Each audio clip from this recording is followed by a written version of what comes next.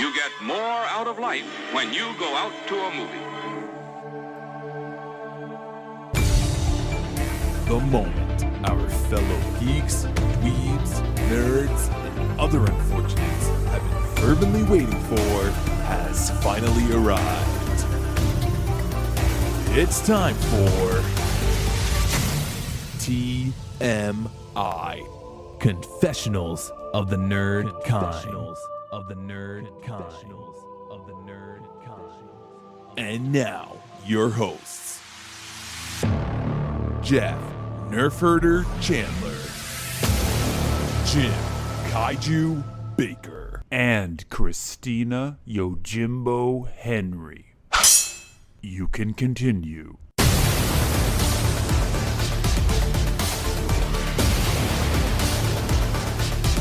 And now, let's get on with the show. Here is TMI. All right, so shall we get into it today? Let's get into it. All right. I don't really have any news, so I don't think we need to. Yeah, I don't think we need to even talk news. Okay. So we'll get right into it. Yes. Well, welcome everybody. And Yes. if you listened to the end of last week's episode, you know that we've seen Moonage Daydream now about a week ago, and we're coming back to talk about it. So it's sunk in as much as it can. It's a lot to absorb. Yeah. So now we saw it together. This doesn't happen often. Where this Jeff does and not I, happen very it's often. never happened with Christina because she's in another state from us. We should go to Chicago one day. We We should should go just to show up Chicago. at the music box. Yep. Stand out front, blow our And minds. panhandle, or We should panhandle. I don't know. getting back to us attending a film together, it always seems to happen in Danbury, Connecticut, even though neither of us live in Connecticut. Yeah, We did see this at the IMAX theater in Danbury. Now, because Moonage it's Daydream, exclusive. it's exclusive to IMAX, I guess, for a week before it opens up into regular theaters. Yeah. And I say regular with a little bit of disdain in my voice because after you see a movie on IMAX, it's very difficult to. I am gonna say right now, if you're interested in seeing this movie, regardless of what our thoughts were, see it in IMAX. Yes. I joked at the end of last week's episode that my ears are still ringing. They are still ringing. They are my tinnitus is off the charts. I was afraid because Jeff and I weren't sitting together because we bought our tickets separately. Jeff was up back further in the IMAX theater than I was. I was closer to the screen, and I was afraid I was too close because it was so loud. But that's not the case. You were not the getting case at hammered all. as well. Yeah, I was reading somewhere that IMAX has 12.1 instead of 5.1. Wow. Well, I will tell you, for a David Bowie movie, there's an awful lot of explosions and helicopters. Yes. So I just want to start by saying that I am a huge, huge David Bowie fan. Yes, I think that anybody who's listened to more than 5 episodes knows that, because I am not entrenched in the world of David Bowie. But I think that this is an indulgent movie, and there were a fair amount of people in this screening in IMAX. I mean, they're there for a reason. You know, this is not a movie I would have gone to see if we were not covering it for a podcast. Yes. Yeah. And I realize that. I do realize that. And I did wonder at numerous times, is he digging this? It is a long, loud odyssey. But yes, I probably walked away with completely different thoughts than you did. This movie is made for you. And I'm assuming that this director, Brett Morgan, was a fan. Can only You assume don't such. take on a movie like this without being passionate. This is a 2.5 hour piece of art. And this has been overused, used and overused in describing this movie, even in the marketing. But it is an experience. There's not a word I can use that's better than that one. No, yeah, I agree with you It's not just wholeheartedly. it's not a regular movie or documentary or even a No, rock it is biopic. Yeah, no, it is all those things. I mean, you're right. You're getting music clips, you're getting video clips, you're getting concert archival footage, but there's also a lot of film clips. Yes, it's very bizarre and it's almost subliminal. It is. In some like I said, respects. I'll keep going back and say it is sensory overload. Most of the people that were in our theater were older couples. People who probably grew up with Bowie. I don't know how old Brett Morgan is. Morgan is 47. Okay, so he's roughly our age. This has to be an editor's nightmare. Well, he was the director, producer, and the editor. So during the course of the film, he had a heart attack, flatlined for a couple of minutes, and was in a coma for a week. That is scary. Like you're putting your health at risk for your art. Because he said during the making of the movie, he felt very alone and responsible. And I can only assume, responsible for the Bowie legacy, right? Right. Which his estate did approve this, right? They did, of course. Because I mean, you could probably, like you said, you could probably go through this. And you could tell me where every one of those clips, because this is all found footage. The man died in 2016. There is not a single new thing. If you're a diehard Bowie fan, that you probably haven't seen before. Well, there is some of the concert footage. There is, and there's not. I was expecting more footage that I hadn't seen before. Okay. But I was still extremely happy with what was on display here. Okay. So going into it, I didn't look at anything about this movie. I didn't want to read descriptions. I didn't want to know what songs were in it. I wanted to be just like, going into a Marvel movie without looking at any trailers. I also go to concerts without looking online and seeing what the set list is, because I want to be surprised at the show with what they're playing and in what order they're playing it in. So I did the same here. I went into it blind and just letting the visuals wash over you. So what he's doing, if you're looking for something that actually goes through Bowie's life, that like explains the albums, the Ziggy Stardust character, the Aladdin Sane character, the Thin White Duke, you're not going to get that. You are getting just songs, snatches of music here and there, put to visuals, put to original visuals, and a lot of it repeats, like the beginning visuals. That was I thought was interesting, and there's motifs going on that I didn't necessarily pick up on or understand. Like the image of the moon. Like there's the image of the moon comes into display, and it almost looks like a moonrise rather than a sunrise. Yeah, that and you see that actually, and you see maybe once or twice in the middle of the movie as well. And I believe that is to transition phases of Bowie's career. It is all over the place, but at the same time, the narrative is there. I understand. All right. Well, that's good. I appreciate that. We started, with him because I knew of Ziggy Stardust. I know of these entities, but to be honest with you, I was not really exposed to Bowie until probably the Let's Dance Modern Love era, which a lot of people were at that time. Which, when you get into it, people are like, well, that's when he sold out. And I'm like, well, no, because there's a lot more going on here. But like you said, the one thing that really doesn't come through is any kind of explanation as to who and why this guy really is what he is. You do play with this a little bit, and you do get snippets when he talks about his stepbrother, Terry, and how this kid who is older than him really opened his eyes to Nietzsche and some of these other really heady ideas. And then the kid went off to the Royal Air Force. Air Force, but then came back and unfortunately he was schizophrenic and got put away. They really don't touch much on his relationship with his parents other than to say, especially with his mom, we have an understanding. Those are early days too, because that was when Bowie, and anybody, who's a fan will know this period, Bowie at one point became addicted to cocaine, and he started to say very outlandish things in interviews. So that was a period where you would expect him to say something like that. Not that he wasn't, estranged from his mother, but I think he was estranged from everyone at that point. So I think he came back to humanity, and the movie kind of actually shows that as well, that change in him. The movie begins where, like I said, it's not like a narrative where you're, I was born on this day, and I was born on this street. Although he does say that a little bit later on in the movie when he talks about his brother. He had years of commercial failure. The first album that he released, it was just called David Bowie, didn't sell at all. So, and he released singles that nobody ever bought until Space Oddity, which Ground Control to Major Tom. That's what I thought it was called when I was a kid, but it's actually called Space Oddity. As a play on Space Odyssey, which was the movie 2001: A Space Odyssey that was out at the time. But that was his first hit.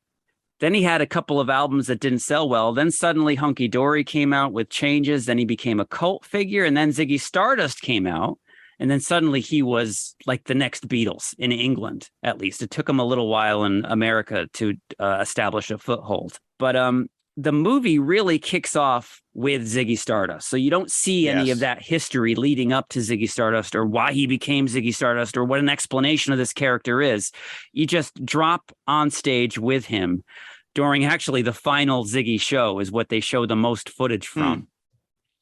And this is what really struck me, is that Morgan is making so many interesting song choices. This is not a greatest hits collection. No, not at all. As a matter of fact, the first couple songs I did not even know. No, the first big montage that he shows is from that final Ziggy show at the Hammersmith Odeon, which is the medley of Wild Eyed Boy from Free Cloud, All the Young Dudes, which Bowie wrote for Mott the Hoople, who turned it into a hit. That. Yeah, so that's a Bowie song. Okay, huh. And then Oh You Pretty Things, which is from the Hunky Dory album, which had Changes on it. So that's like the opening number, where anybody else making a biography of Bowie might open it with Ziggy Stardust or something that everybody knows. Right. You know, and Morgan doesn't make that choice. And he continues not to make that choice throughout. He does reference, as you said, Let's Dance is an undeniable period of Bowie's career. So you hear Let's Dance, you hear Modern Love, you hear Heroes in a beautiful segment. This concert segment that Heroes comes from is from the 78 tour. I've never seen this footage before. And it looks like in IMAX, especially, that I was there on stage with them. Yeah, some of the footage is very archival and dated because obviously it was probably, on film. Like TV videotape and stuff. And then there's other stuff like I am watching a live streaming. And I appreciated that I'm, even the songs that I do know, I'm hearing alternate versions of. I'm hearing live cuts. And that I really liked because, again, I'm not entrenched in this guy's world. So I want to I'm not being dragged. The doors are opening and I'm being brought in. I was absolutely fascinated. And again, all this stuff. But as an outsider, I was very, very fascinated with the Ziggy Stardust, the opening. And I will say they cut to like Dick Cavett and a couple. I think there was a UK interviewer and there's a woman later. And they go back to these interviews with him numerous times throughout. Yeah. And he's a fantastic interview. Yes, he's very articulate. But he's not being like, the one guy was really kind of zoning in on, his clothes and his hair. Yeah, it's like, are those men's shoes or women's shoes? He's like, they're shoes. I know I'm coming out and I'm looking this way and I know what people are thinking about me. So it's not an attack. It's not like, how dare you judge me? But I just find it fascinating as an artist, again, that he's constantly reinventing himself. But you realize pretty quickly, this guy doesn't know who he is. He seems very lonely to me. There's snatches of visuals here that point gets hammered home because one of these interview segments from the late 70s post all the Ziggy Stardust red hair craziness, which is funny is because you can really tell when Bowie starts to become Bowie and not a character, when his hair is no longer dyed red and he starts to like look more like a human being. But I still kind of feel that is just another evolution. Like that still doesn't necessarily mean that is him. Because I think the girl interview even said it. So this is you. This is Bowie. And he goes, on some days, like, not that I'm becoming what I think you want me to be, but I'm just constantly, I'm searching, and the idea, they immediately brought it up and you see it early on. You got men and women both swooning over this man,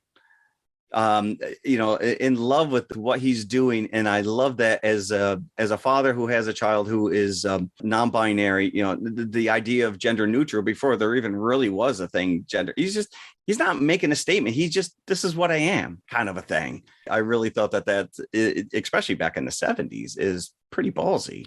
Yeah. Talking to him in the interviews, there's one point where the woman asks him, the female interviewer in the late 70s, about being in a committed relationship. He's very cagey about it. Like, I've never really allowed myself to do it. And then she like kind of puts words in his mouth that he agrees with. Well, because then you would have to not be David Bowie for whatever. He's like, yeah, I would have to commit my time to whoever this person is, and I can't do that. And you know what? Most people go through their whole life not realizing that I am a certain way. And some people think, well, if I just get into a relationship or if we just have a kid, everything's going to work out. He was prescient enough to realize that, no, But the funny thing is, he did have a kid at that time. No, at that time. At that time, before he was Ziggy Stardust, he had a kid. But I did not. And I don't think that he had a relationship with his son. That was that approached a healthy father-son relationship until later on in the 70s. But that I was not aware of. So that is one ding I've heard on this movie, is that they do gloss over his. I mean, they do mention he got married eventually. And he was married to his first wife, although they both concede that it was more of like a business arrangement where gotcha. she needed a visa, and they both worked on his career, and so it never really seemed like a lovey-dovey relationship. But to your point, he's always alone. You see him backstage, no band members around him, watching television by himself before he goes on stage.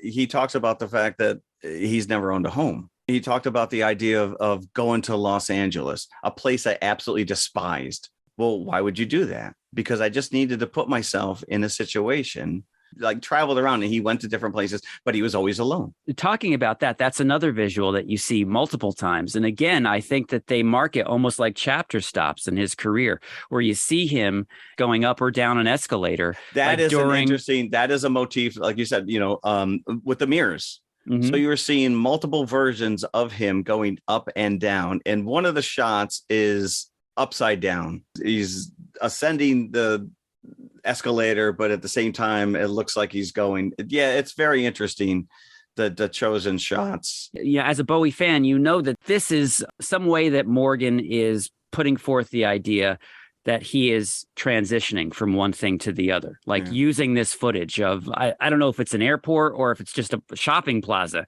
right? That the escalator's in, or a subway. Yeah. But I think it hammers that point home very nicely. Completely. The audio hammers your ears. Yes, this is true. Attending this in IMAX, and I don't think, unless your theater is equipped for it, if you see it on a normal screen, you're not going to have this experience. But the IMAX theater that we were in, it was like no holds barred. Every speaker was used. Yeah. And it was louder than being at a rock concert, because it was surround sound. It was coming from every angle. So just be prepared for that if you are sensitive. There were moments when I thought people were talking behind me. Yes, there was nobody behind me. Me and there too. was nobody behind me. I brought up the helicopters, and it's funny because as we were making our way to Danbury, there was a helicopter flying around, because I guess there was somebody on the loose. The state troopers were all over the highway, and I'm like, that helicopter sounds like it's right outside this building. Yeah, I know. Is this fugitive about to enter our theater? Yeah, no, actually, the guy in front of me got up and left his seat at one point and went behind me, and I said, "Is he gonna is this the guy they're looking for? What's he doing? What's he doing in the theater? And why is he going behind me?"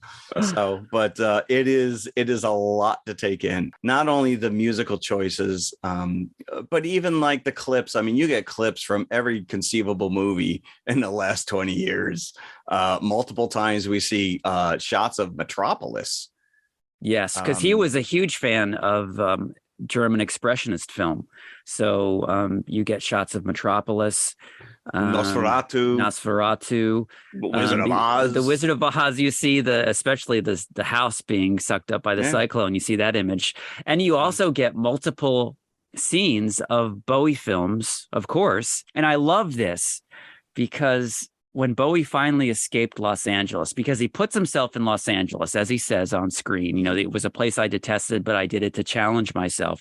He became hopelessly addicted to cocaine while he was in Los Angeles, and he had to escape it and went to Berlin to kind of detox from it. Yeah. They juxtapose the scene of him as Thomas Jerome Newton in The Man Who Fell to Earth, escaping from his captors in that movie during that sequence where they're talking about him leaving Los Angeles. So it's really brilliant little touches like this that Morgan uses to push the story along. this is where it felt selfish. Like I knew exactly what he was trying to do by showing this particular scene from The Man Who Fell to Earth. So little things like that, I really appreciated that Morgan was trying to do. Talking about Bowie getting older a little bit further into the movie, they're showing scenes from The Hunger, where he's a vampire that suddenly ages because Catherine Deneuve plays the main vampire in that movie, and whoever she turns into a vampire to be her companion only survives for a certain number of years before they suddenly age rapidly and die.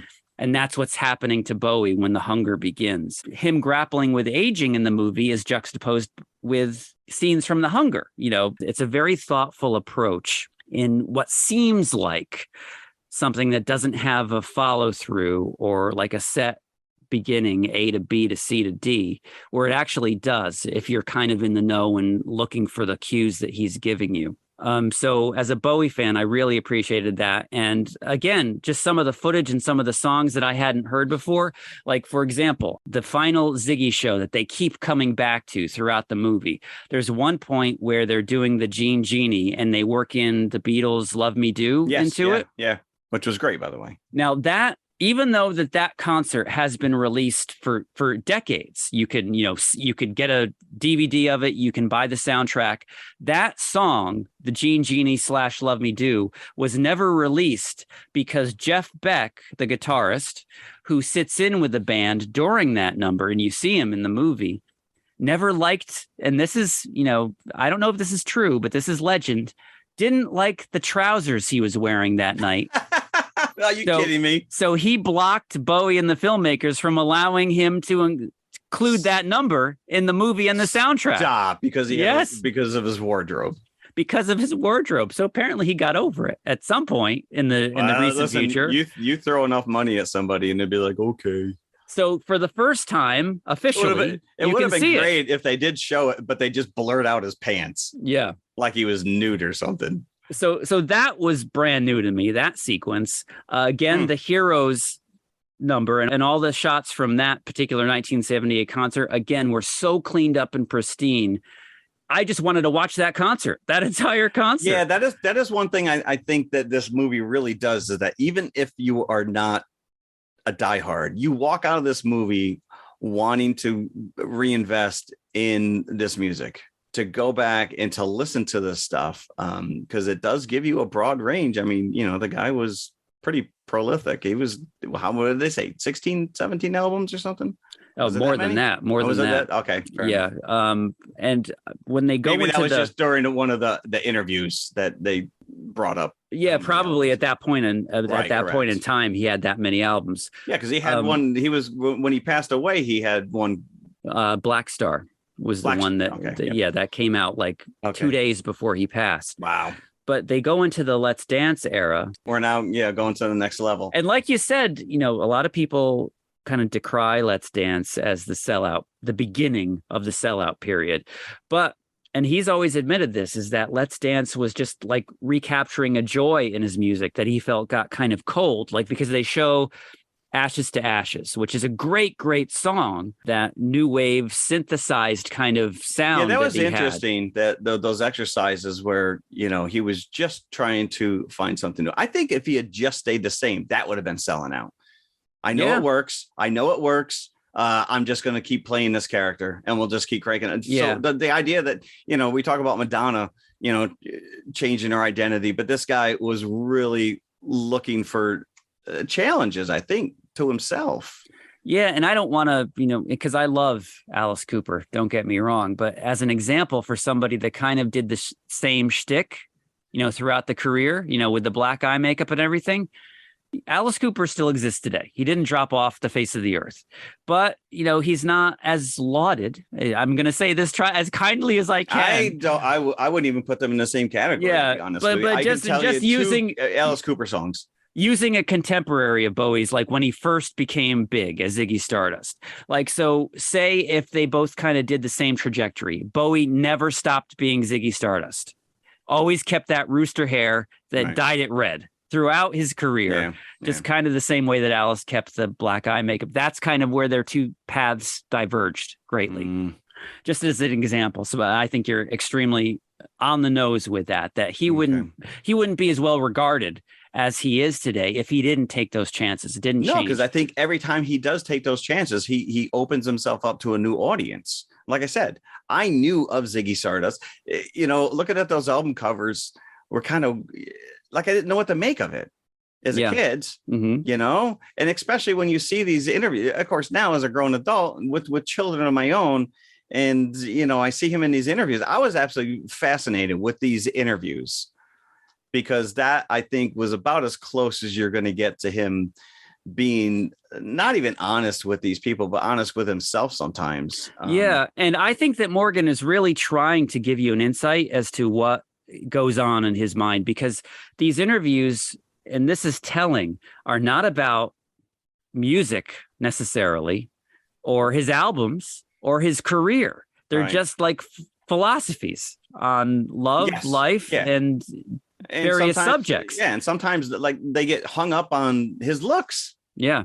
Yeah. Well, tell me about this. This makeup. I don't know. I was fascinated, and they came to this a couple times as well, which was, music was his art, but he also started getting into painting. But he never felt comfortable enough putting it out there. Right. And I find that very interesting.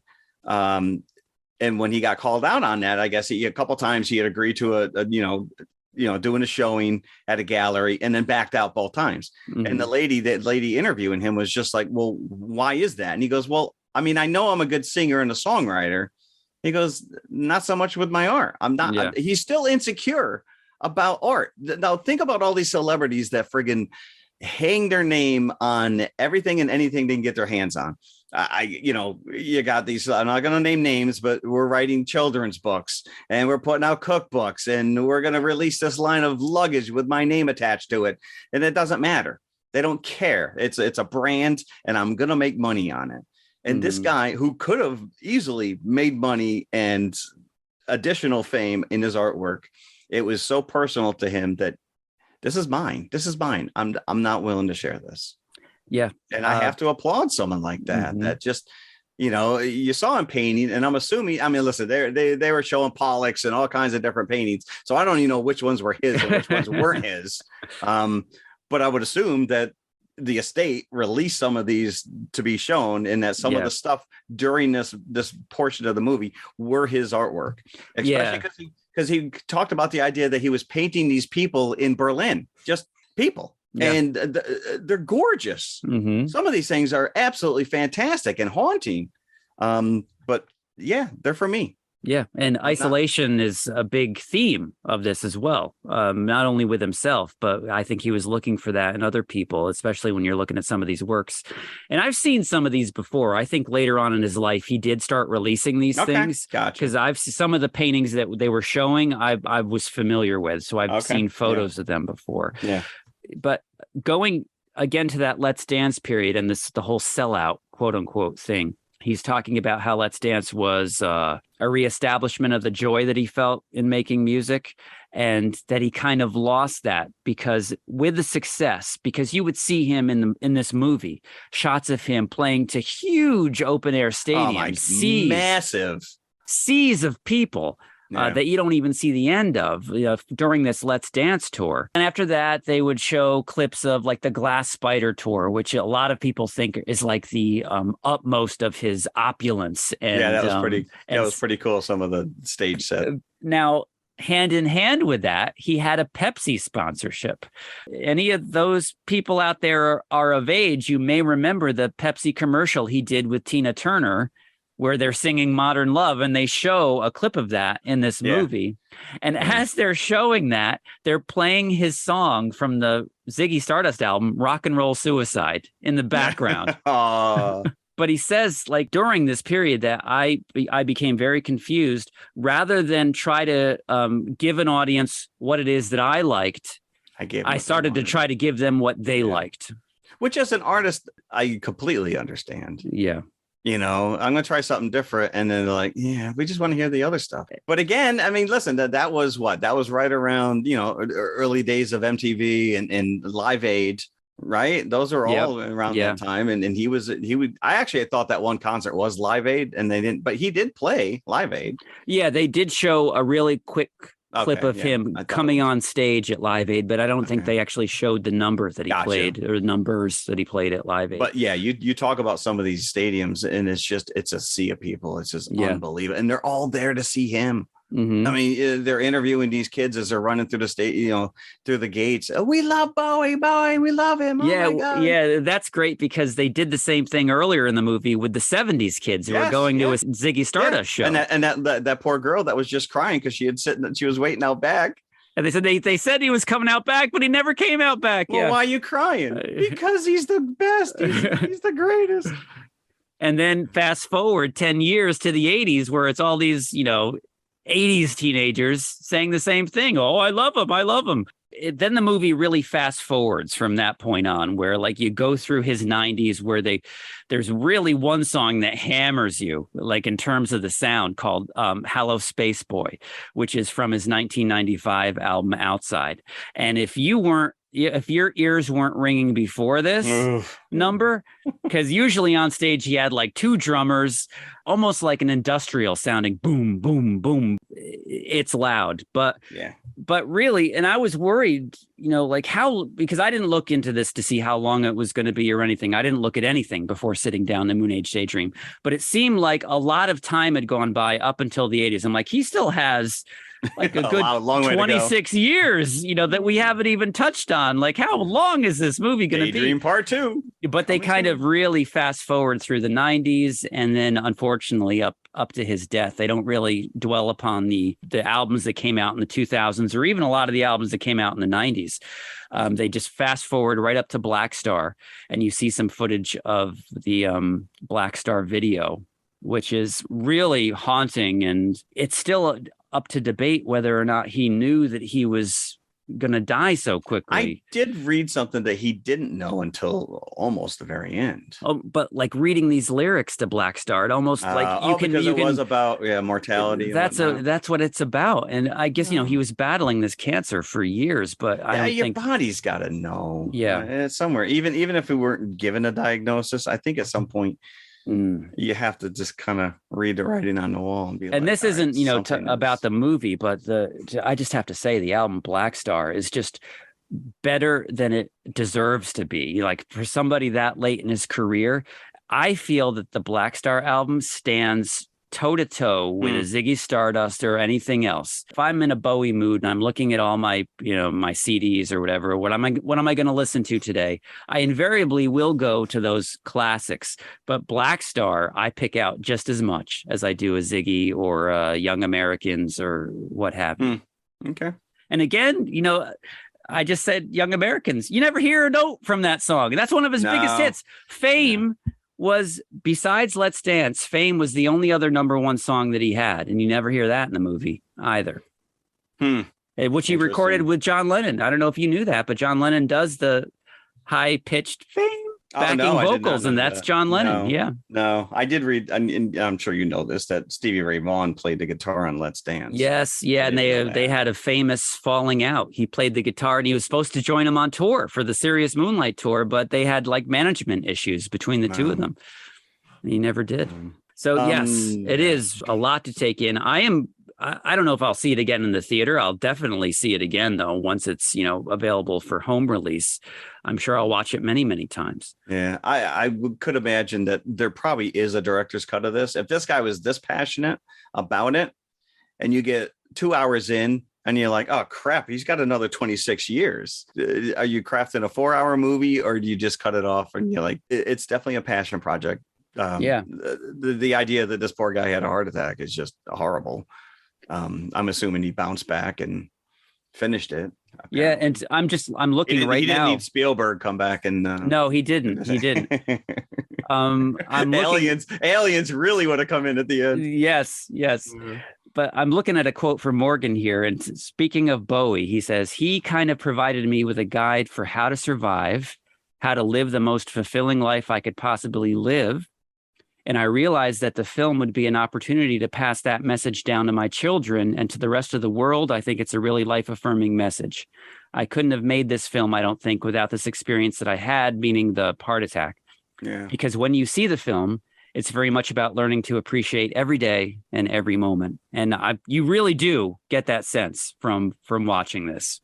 Well, because you know that the man's dead. Yeah, unfortunately. That's yeah. the hard part of this, is that we all know where this goes. So, but it's nice to see, and it shows that he was able to open up and care for somebody besides himself. Not that he was selfish, but that I think that he was very concerned about. And I'm very glad that the movie does touch on that, his marriage to Iman, because you could tell, like even in his work, that there was a sea change there. But I also just want to point out that, again, and this is brought up in the movie in the various interviews that you see, that a lot is made of his changes in his physical appearance, I should say. Well, he got his teeth fixed. He did get his teeth fixed at one point, but like it's very hard for some people to reconcile that the Ziggy Stardust Bowie is the same Bowie as the Let's Dance Bowie. But you see, I think this movie allows you a follow through that this is, in fact, the same person. It's an evolution. Well, I mean, come on.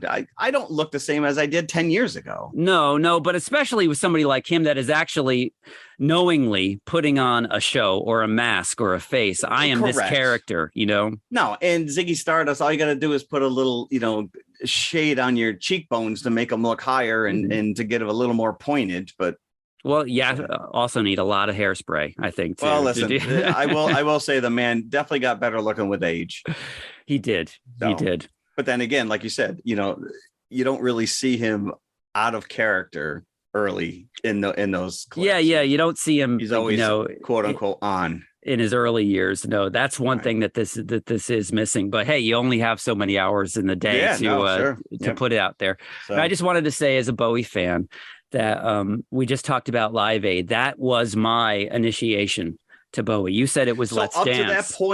Up to that point, you were not. I was okay with him. I was a fan. I think I had the 45 single of Let's Dance, actually, and I had the 45 single of Cat People as well. Oh, if you remember that one? Yeah, I sure do. Natasha. So, but I always, as a kid growing up in the 70s, I always thought of him more as an actor than I did as a recording artist or a rock star. Yeah. So it's not like I didn't know who he was. I knew who he was, but I just wasn't a fan. It took Live Aid and his specific rendition of Heroes at Live Aid to win me. And that's always since then been one of my favorite Bowie songs. I just started, I think, with the greatest hits after I saw him on Live Aid in 1985. And I never looked back. After that greatest hits, I bought every single album. I actually was under the impression that you were on board with this guy for a very long time. So that's interesting. Yeah, from 1985 onwards, I would say. I'd like to think that this movie, if somebody comes into it unbeknownst, like me, like I said, you leave going, I need to hear more of this guy's stuff. Mm-hmm. Yeah. So Moonage Daydream. I don't know if this is bucket proof for me. It's hard to rate based on just because it's an experience. Yeah. So I've seen a lot of great things. The Twitterverse. I follow a lot of Bowie fans on Twitterverse, and a lot of them have gone out this weekend and seen it. And of course, the superlatives are just flying in, and a lot of people are saying, "Oh, I brought my kid, I brought my friend who wasn't a Bowie fan. Now they're diehards, or now they're on board." See, and I think that's what it's a celebration of this guy's life and his legacy. Yeah. So in that regard, I think that it's mission accomplished. Yeah. You talk about movie stars, and we get just one fleeting moment of him as the Goblin King in Labyrinth. Do you know which was during the sellout part of the movie? Like, you know what? Screw you in this idea. Like a lot of people love Labyrinth. A lot of people love this movie. But why is this selling out? Everyone wants popularity. Everyone wants to be successful. So what? I have to be destitute my entire life and die penniless just for my art? I don't adhere to that in any way, shape, or form. But at the same time, if it makes you unfulfilled, I think that's what they were trying to impart, is that, he was making money, but it was leaving him artistically empty at the same time. Well, it sounds like that was throughout his life, whether he was well known or not. So, but I just want to hang this, which was he was up for the role of Gandalf. He actually met with Peter Jackson. Really? Which I find fascinating. I don't know if I don't know if I was ever aware of that. Well, it's on the internet, so it can't be wrong. You know what else he was up for was the part of Max Zorin in A View to a Kill. So he would have been Roger Moore's last James Bond nemesis, which was eventually. I would have loved to have seen him. Christopher Walken actually took the role. Christopher Walken, Mr. Bond. You know, you talk about these reviews and the people who get it, but there are some not so nice reviews on IMDb. Personal user reviews or this is professional? This is a personal user review. In IMDb, I think it's sitting at an 8.8. So it is, that's pretty high. Yeah. But I think there was only 33 reviews at the time. But I want to read this to you because I think that people just don't get this. Either you get it, you don't. The title of the review is called Horribly Pretentious. So you already know going in where this guy is sitting. This is not the filmic epithet Bowie deserved. It's nothing to do with Bowie. He literally had no producer or directorial input here. It's it's just a series of jump cuts, flash edits, and non-David Bowie content that was just irritating. It's like, do you not realize that the man's not around to have input? Is he saying that you can't do a movie without his input? No, it's not allowed. Not allowed. Well, I think he had plenty of input. All of his stuff is out there. I mean, all this guy's doing is curating it. He's taking the content that's already out in the world that Bowie has given. Well, and some of it, again, like that Heroes footage, and some of that footage I'd never seen before. A lot of it I had, yes, as a super fan, I have, but a lot of it I hadn't. A good portion of it, so I appreciated that again. Yeah, So, but again, I don't know if I can give buckets, and I don't know if I want to. Then fair enough. Then let's not. Let's just put it as an experience. Even if I wasn't, this is unlike anything I've ever seen, and I can say that with honesty. No, correct. It is something to behold. Again, if you are interested in this at all, highly recommend to experience it in IMAX. Yeah. I do as well. I don't know if it's only got a week before it leaves IMAX theaters or if it'll be playing for longer, but get out there. I would like hopefully by the time you hear this, it'll still be in IMAX. Right. Yeah, I recommend seeing it. As a Bowie fan, I really loved it. I loved the experience, and I'll be watching it again. That's all I have to say. Yeah. Fair enough. I'm going to say thank you, Mr. Morgan. Yeah. This was something else. Yeah. And for those interested, there is a soundtrack. It'll be out in November. So I still buy physical products. So I'm going to get this double CD pack once it's released in November of this year to put on my Bowie shelf. So yes. Well, hopefully they will not have a picture of Jeff Beck's pants on there. Maybe not. Hopefully not for him. Yeah. He's got issues. I do realize that we never even mentioned our co-feature. Detroit Rock City. Yes. Well, we're about to talk in length about our co-feature. So just stick with us. We'll go to the concession stand and we'll be right back. This drive-in theater is radioactive. Now you can hear tonight's show on your AM car radio. Turn your ignition key to the accessory position. This will not drain your car battery.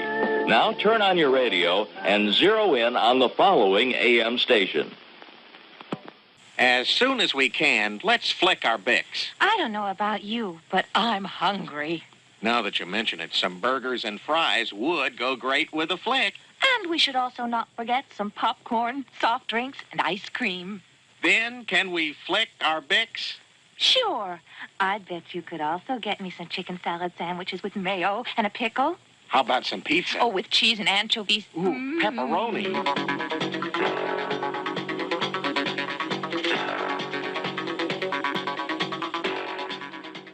Okay, we're back. Wow. Talking Detroit Rock City. Kiss.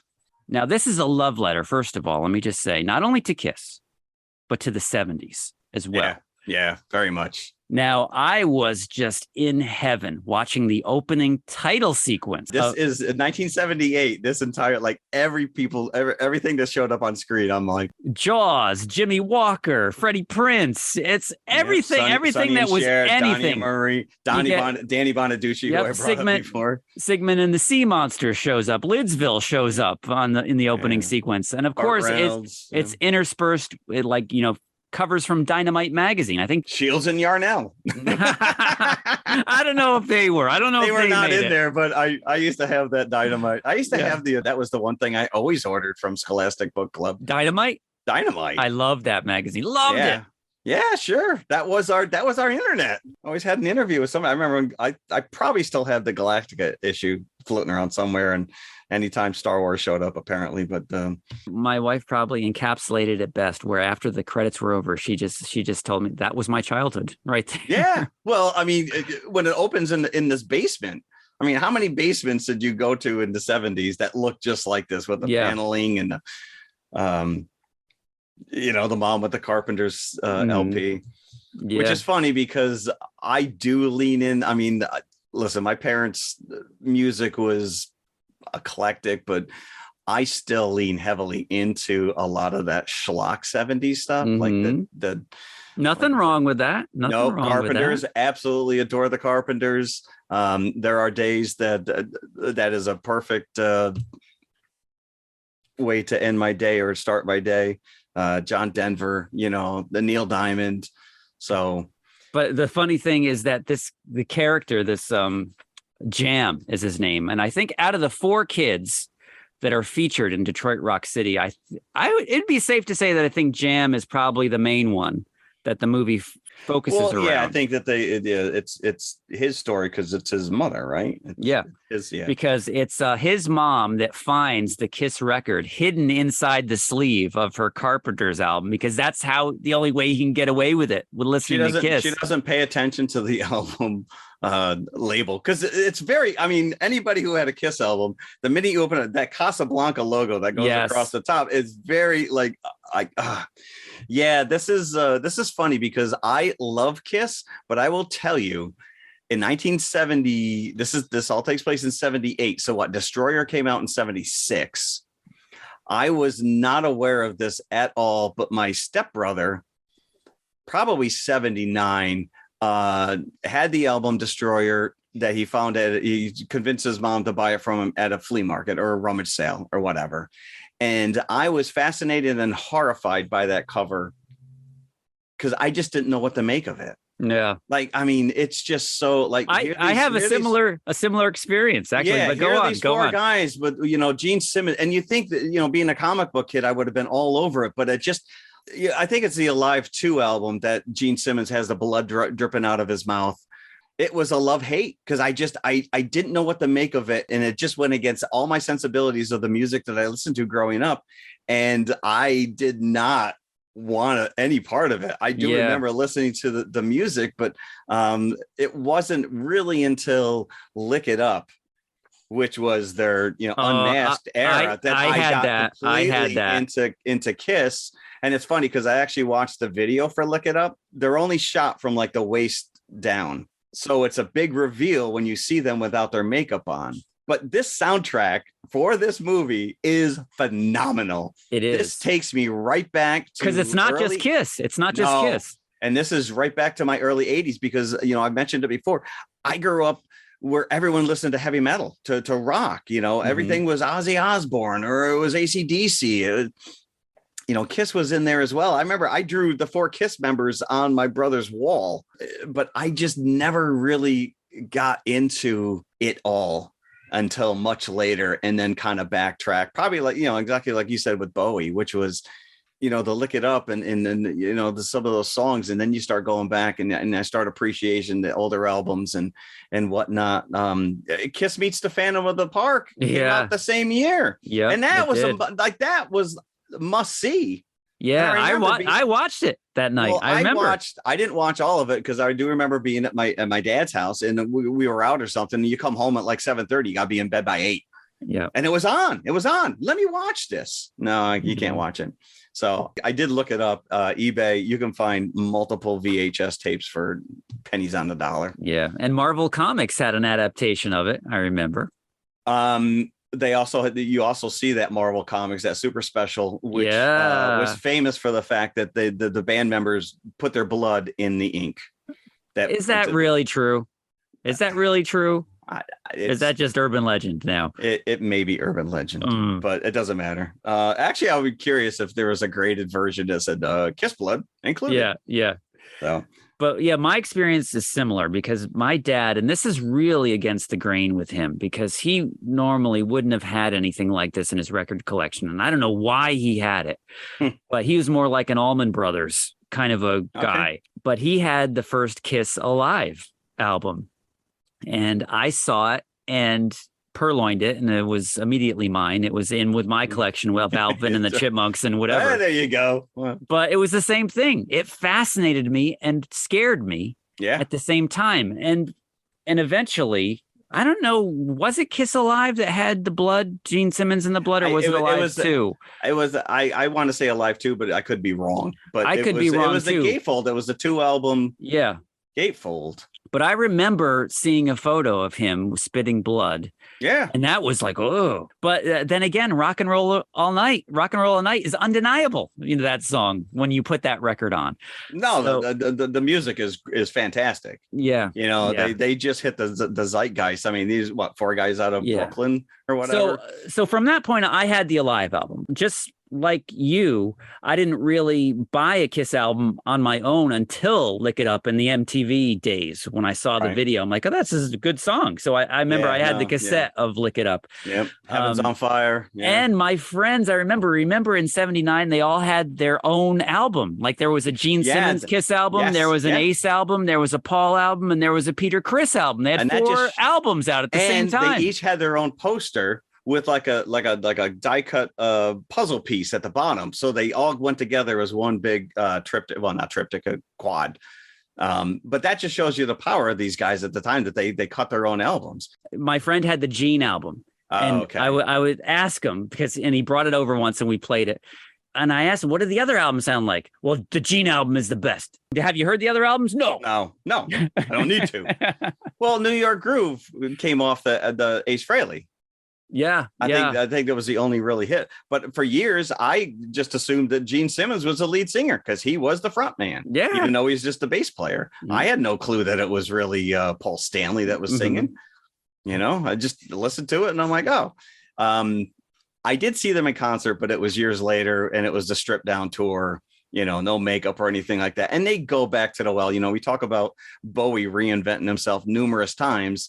And these guys tried, you know, they got the attention because of the kabuki makeup, because of the theatrics of it all. It was an experience. Like you weren't just going to a concert. You were going to a live event where guys were going to be spitting blood and fire, you know, crazy shit. And that I unfortunately missed out on. Yeah. I would have loved, of all the bands in the world, I would have loved to have been a part of that. But even the idea that, you know, the moms, we get into it in this movie, which is, you know what KISS stands for, Knights in Satan's Service. And I'm like, oh, they're like worship the devil. Now, again, I don't know if that is true or if that is urban legend or just something that was put upon them. If it sold albums, I'm putting it out there. But yeah, so KISS is like a legend, because again, back in the day, they had the Marvel Comics. They had the action figures. Those Mego, right? So they were, So it was like that they were superheroes. They were like equivalent of Spider-Man, Superman back in the late 70s. And they were smart because they branded it like it wasn't just Gene Simmons. He was the demon. You had the spaceman. You had the cat. You know, you had the Starman. They all had personas. They all had identities. And yeah, you're right. When Psycho Circus came out, which was years later, I think in the 90s, late 90s, which is one of my favorite albums, by the way. Marvel created a KISS Psycho Circus comic where they weren't the band. They were these enigmatic creatures that had superpowers. And you kind of saw that even in the KISS meets the Phantom of the Park. they all had superpowers, right? And the story of Gene Simmons, surgically implanted a cow tongue, and there's a great scene in this movie where it's a tongue cam. You get the camera inside his mouth. Yeah. I'm like, but Gene Simmons is the ultimate huckster. You want to slap a Kiss logo on a coffin, boom, it's yours. You sell it, you buy it. The one thing I had to point out that Kiss Meets the Phantom of the Park was produced by Hanna-Barbera. Yes. Which I thought was very funny. Gene on the commentary mentions that in passing. He said the director thought that we knew what we were doing. We thought that the director knew what he was doing, and nobody knew what they were doing. It is very apparent if you ever watch that again. Yeah, but he did say that it was an NBC movie of the week in America, but it was released theatrically overseas. Oh, get out of here! And it was a success overseas, according to him. So that planted the idea in his mind of someday doing another Kiss movie, right? And he had some treatment of like a big epic special effects fantasy. Oh, we missed out on that. So he had like this treatment going on with this writer that he was working on. It was going to be a special effects heavy fantasy. I don't know if it was like The Elder or what it was, because there is an album, Music from The Elder, which is, I think, a movie that never came into being. But it turned into where Gene's like, well, we were going off and on tour, and it was going to have to be something that we focused on. So at the time, I pushed forward Detroit Rock City rather than the special effects extravaganza as being something that could be out there in movie theaters while we were. So that could be a reason why they weren't as involved, because I know you said, and we're kind of missing it, that Alice Cooper type cameo that's in Wayne's World, where they're not really interacting with these characters at all during the movie. Because when you watch the opening credits, all four of them get credit, and you're like, that's exactly what I'm expecting. Because I probably did see this movie somewhere. I don't remember it. So this was like watching it for the first time again. And that's exactly what I'm hoping for. Because you got these four kids. The whole goal is to try and get to this Kiss concert. We've not talked about this movie at all because we just keep talking Kiss. But Jam's mom is this uptight religious fanatic, and she just thinks that you're listening to this, and now you're trying to touch the evil in flesh itself. And she takes the tickets, and does she burn them? She burns them. She burns them after she finds them in the jacket. Yeah, because we get the opening where they're practicing Rock and Roll All Night in the basement. And then Jam's mother comes to grab him by the ear and pull him away because she finds the Kiss album hidden in the carpenter's sleeve. And then he takes Tripp's jacket by accident, one of the other four guys that have the tickets in them. And this is a great scene. She goes to the school and suddenly she's on the loudspeaker. Jam, get yourself down here to the principal's office right now. I have your, and you see the faces of all four guys, like wherever they are in school. Like the one kid is in gym class, Eddie Furlong is in shop, and the other guy's just waking up from his desk. Like, what? Everybody else is hysterically laughing except them. Their faces are graven. Like she's got the tickets. Yeah, no, this is, I mean, what I did find fascinating, I think the face of those tickets said that they were $5.50, and they probably had to go to Ticketmaster. Did Ticketmaster even exist in 678? I don't know if they did. Ticketron or Ticketron outlets, I think they used to call it. Was it an ashtray in the high school? I don't know where she burned them, but the three are looking around the corner at this happening, and of course Jam is right in front. I would have just grabbed them and ran. Well, I think she knows where they live. Yeah, she did go to their house to drag him back. But the actress who plays the mom is Lynn Shay. And anybody who's ever seen Something About Mary, she is the leathered old lady that tongue kisses the dog. Yep. So I don't. But I love what she says. That this is my favorite scene when she's on the loudspeaker. Jeremiah Bruce, this is your mother. What did I find in that dirty, stinking jacket? And everybody's laughing hysterically. And then you've got the character of Elvis, the hall monitor. I actually wrote Elvis down, security guard, not realizing that is his actual name. They just called him Elvis. They just could because he looked like Elvis. Yeah. And then he's creepily trying to hit on the girls in the cafeteria. I noticed that these trays match your outfits. Did you plan that? Creep. So there's two girls, Christine and Beth. Well played. on Both that. named after Kiss songs. Yes, correct. Melanie Linsky, who is the neighbor, the creepy neighbor who stalks Charlie Sheen's character in 2.5 Men. And who is Rose. Leo DiCaprio's wife in Don't Look Up that we recently covered. Oh, that's right. Yeah. I forgot that. And she's on Yellow Jackets, which is a very Yeah, I lauded don't know series at the anything. moment. I know a lot of people talking about that. I do not know what that is.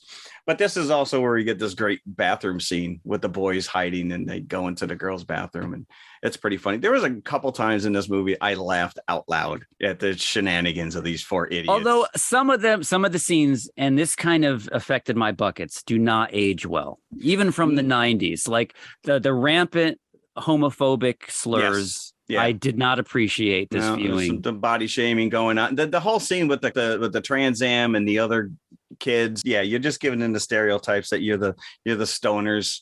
Yeah, and then our main characters threaten sexual assault on Christine as they get in the car. Didn't need to be in the movie. No, but the soundtrack makes it more than makes up for it. Like you said, some of the songs that they're playing in this, apart from Kiss songs, making it David Naughton from American Werewolf in London. Yep. And of course, this movie underlined the constant battle between the rock kids and the disco kids. And this is where you get that line. Once Christine is in the car with our 4 main characters, Kiss would never sell out. Kiss would never do a disco song. And then just a year later, there you go. But do you consider I Was Made for Loving You a disco song? Yeah, I would. Well, I think they actually played it in discos. It was like a dance hit. They crossed over. That's all. Disco is on its way out, by the way. It's 78. I hung on. I think it hung on until like 80 around there. It was on its way. Depends on where it was and where you were in the world. Yeah. But yeah, you talk about some of these other songs, Radar Love and Iron Man. We do get a Rebel. Yes, we do. Blue Oyster Cult, Godzilla. We got Sweet, Fox on the Run. Mm-hmm. So, that's been showing up in a lot of I know. movies. This is probably like the 3rd movie that we've talked about where Sweet. Maybe someone's finally listening to me that they were my favorite 70s band. So so they lose their tickets. So the whole thrust of this movie is to get new tickets, to get to the concert. And is it Trip that Trip is the stoner kid who they hear in shop class that there's a contest on the local radio station that the 106th caller who knows Kiss's, that's a lot of callers you have to get through that knows Kiss's real name, wins 4 tickets conveniently enough to the show. The problem is they never show him actually getting on the air and answering this question. Yeah. Which I would have loved because do you know their real names? I mean, obviously they're all stage names. No, well, they play I don't know them offhand. I didn't write them, but they play his call later on in the, but I don't think in the movie. But did he? He does. He goes through them. He goes da da da da da da da da, and okay, what's your name? And then click. He hangs up. Yeah, he hangs up before he wins. Yeah. So they go on to the other car. I don't think I caught that then because the only one that's really of note is Gene Simmons' real name because he's Hebrew.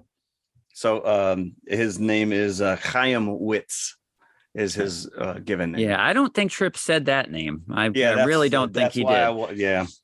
But I would not have won that. If you had asked me all the original character names from Gilligan's Island, now that I can name. But I loved like when they're forlorn going down in the elevator after the DJ breaks the news that Tripp never gave his information. So, and apparently this radio station is right next door to the stadium. Exactly. Yep. Yeah. And they all attack Tripp in the elevator. Yes. Yeah. Because they all, once again, they thought they had tickets. Yep. But this is also after they break jam out of the church, the boarding school. Yeah. And that's Joe Flaherty, who we just talked about in Back to the Future. He was the Western Union delivery guy, and he is Father McNulty, who steals money out of the donation box to pay for the pizza. Yep. Pay for the pizza. I'm like, you son of a. But but Tripp has gotten to the pizza first, and he laces it with some mushrooms. So which is pretty high. That's pretty funny. Yeah. Mm-hmm. But Blue Oyster Cult is opening for Kiss. Did that really happen? That did happen. Gene actually talks about the story on the commentary. Okay. Not only it was a triple bill, it was Blue Oyster Cult, Iggy Pop, and Kiss. Wow, what night that would be. In 1974, I think. I've never been an Iggy fan, though. Being a Bowie fan, it's like I'm an Iggy fan by extension. Okay, yeah. But this is where I think the movie really kicks into high gear for me, because Gene says that this is like a Wizard of Oz kind of a story where they're on the yellow brick road and Kiss is Oz, right? So, okay. You know, all right, let's go with that. Sure. He's not subtle. So, so they now Eddie Furlong here and I don't ever think that they actually said his character's name, but his character's name is Hawk. Yeah, in the movie. Yeah, but he says, okay, everybody, this is every man for himself. We're going to meet back here in 90 minutes, which is like a half an hour before the show starts. We're going to try to get tickets any way that we can. So then they break up and you get the 4 individual adventures that they have. And my favorite is Trip, the stoner, who goes to the 7-Eleven. It's not called 7-Eleven, but that's basically what it is. And he meets the little kids. Who do these kids belong to? I don't in the know, middle of the night outside? This kid's they're like, hey, give me your Kiss tickets, because they're Road Warrior. Yeah. They're playing with a Stretch Armstrong. First of all, these 2 kids. Hey, and Trip goes, hey, give me your Kiss tickets. We don't have Kiss tickets. Yeah, right. Kiss sucks. Right. It's like, whoa. He steals Stretch from them and they run away. He goes into the 7-Eleven and he sees the kid in the Ace Frehley makeup playing pinball. He goes up to him and says, give me your tickets, kid. I know you've got Kiss tickets. You're dressed up like Ace Frehley. Chongo. And suddenly the opening strains of Godzilla kick in and this guy turns around. Yeah. Yeah. And that was great. And then the kid, you hate him, but you love him at the same time. The Ace Frehley goes, tisk, tisk, tisk, my Weasley little friend. Yeah. Seems like you've gotten yourself into a predicament. This kid, you even know what the word predicament means. Oh, and so then they give this guy an ultimatum, like, you know, to avoid a beating, give us within 15 minutes, like $200. He's thinking of robbing the 7-Eleven to give Chongo $200 so he won't get beat. Meanwhile, if I had $200, I'd be in that stadium already. Yeah. $200. So he puts Stretch in his pocket, like it's a gun. As if it's a gun. Yeah. He pulls the ski mask down, and suddenly this guy beats him to it to rob the store with a shotgun. Apparently there was a line. Line of robbers, yeah. So he ends up saving the day. He thwarts. And they're fighting over Stretch, and Trip lets go, and it smacks the guy in the head. And how many times did that happen to you with Stretch? Yes, yeah. Let go. Oh. Yep. So he wins $150, but then he has to pay it to Chongo, and they steal his wallet on top of that. Chongo. And I love the Ace Frehley kid. This is an opportunity for us to get some tasty snacks at the Kiss concert. So that was Trip's experience in the 7-Eleven.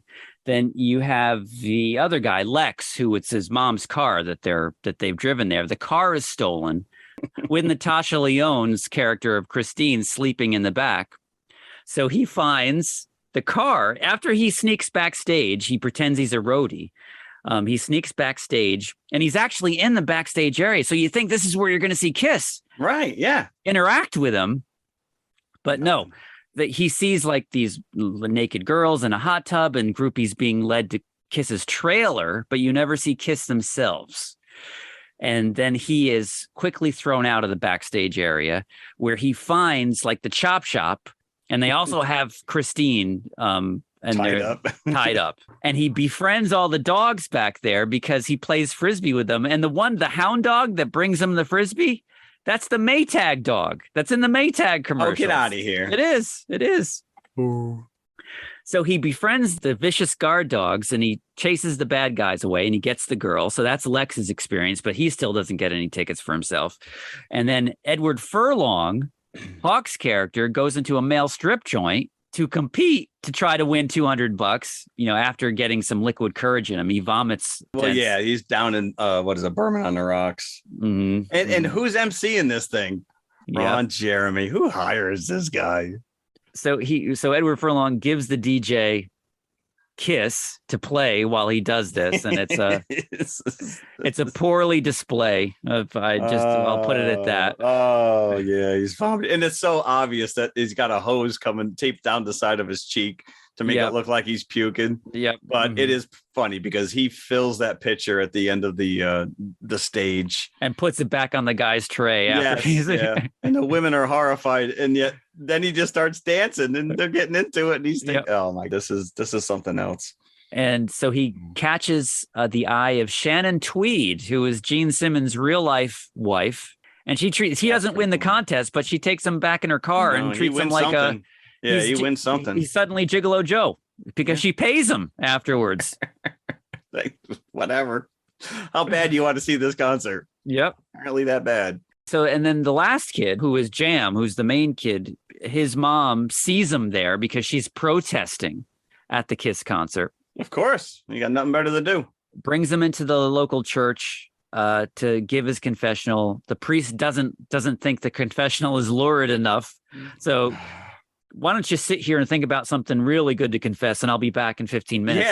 Yeah, Yep. Suddenly that happens. Beth joins him in the confessional, and now he's got something to confess. But they all get back to what happened to Hawk's money that Shannon Tweed paid him, because he had money, but he couldn't get the tickets because the scalper saw him and ran away. Yeah, ran away. Yeah. So he had $100, but nothing to spend it on. So their last recourse and their last bright idea is to beat each other up. If we go and say that we got mugged for our tickets, they have to let us in. Yeah, it's flawless. It really is a flawless plan. So they try it, and there's no way they're getting in, even with this story. But suddenly they see that little kid in Chongo and the other two guys, and Tripp's like, those guys are the ones. They've got my wallet. Yep. Which they do. Yep. Yeah. So they get their 4 tickets, and then Tripp says to the kid, "Tisk, tisk, tisk."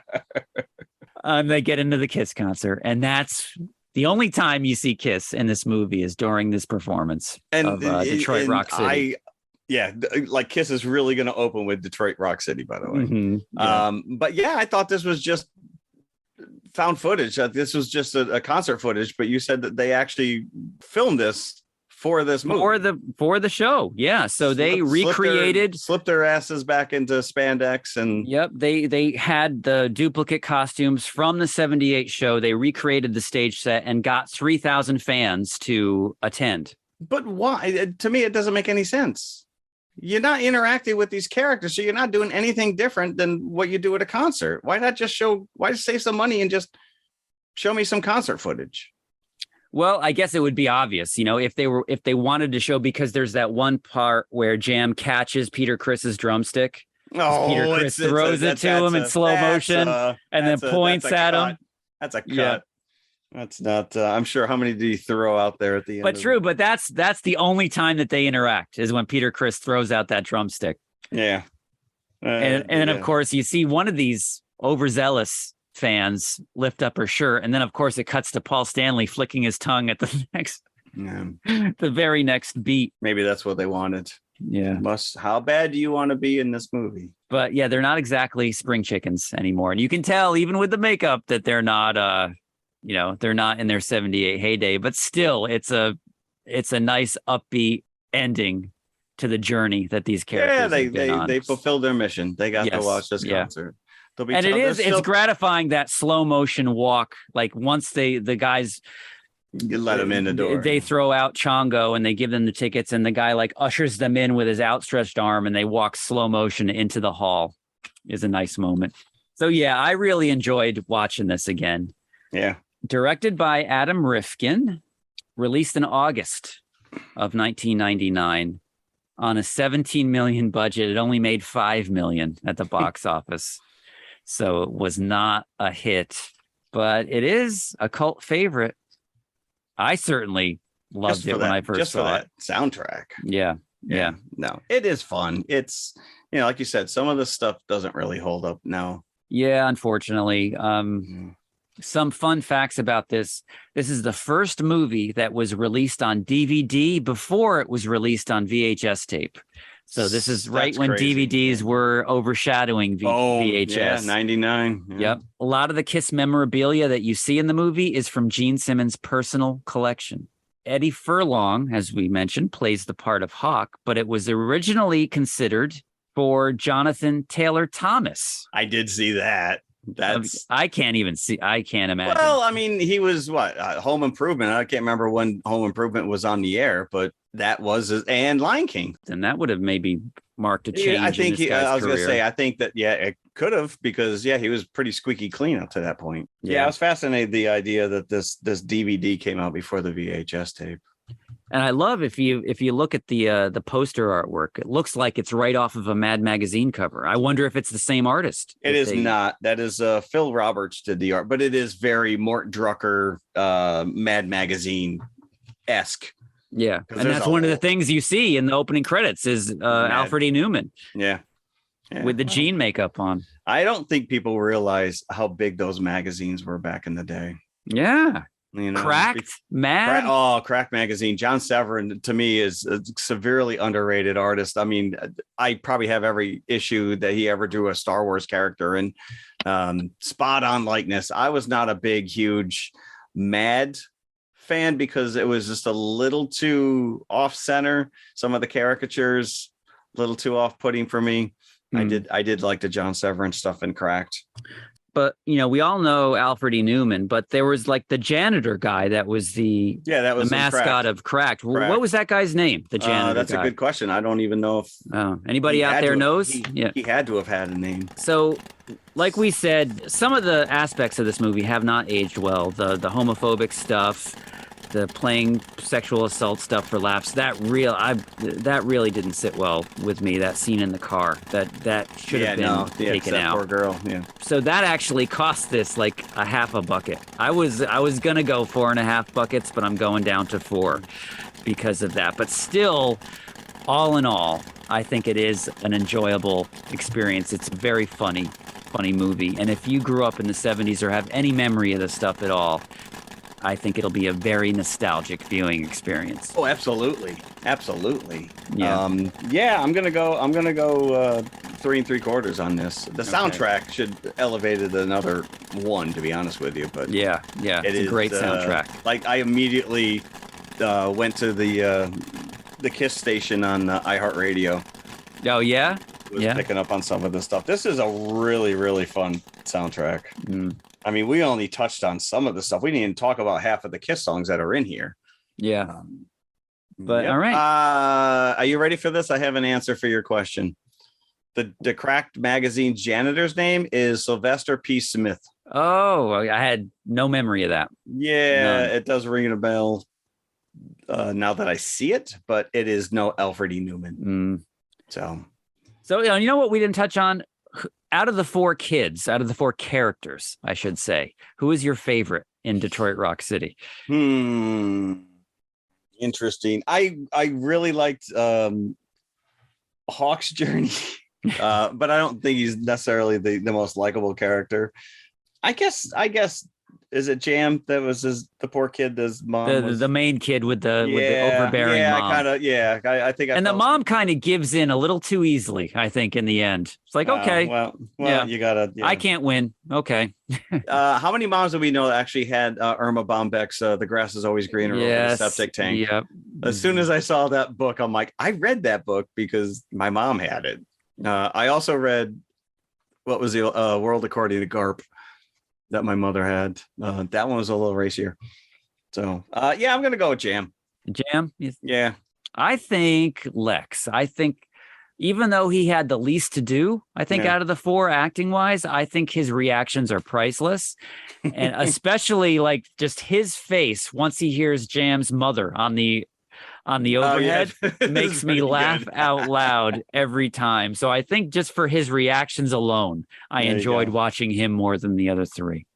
Yeah, like I said, I laughed out loud a few times. The shenanigans, even like when they're in shop class and they're playing the Little Rascals theme. I'm like, all right, that's a deep cut right there. Yeah. So, but it is fun. It was great to go back and visit this again. And then you think about all these other Gene Simmons movies that he was in. I was wrong because yesterday when we were talking about the Tom Selleck robot, it's Runaway, right? It's Runaway. What'd I say? I think I said Scanners or something, but it is Runaway. And then, of course, we already covered Never Too Young to Die. Yep. Yeah. Where he's the hermaphrodite.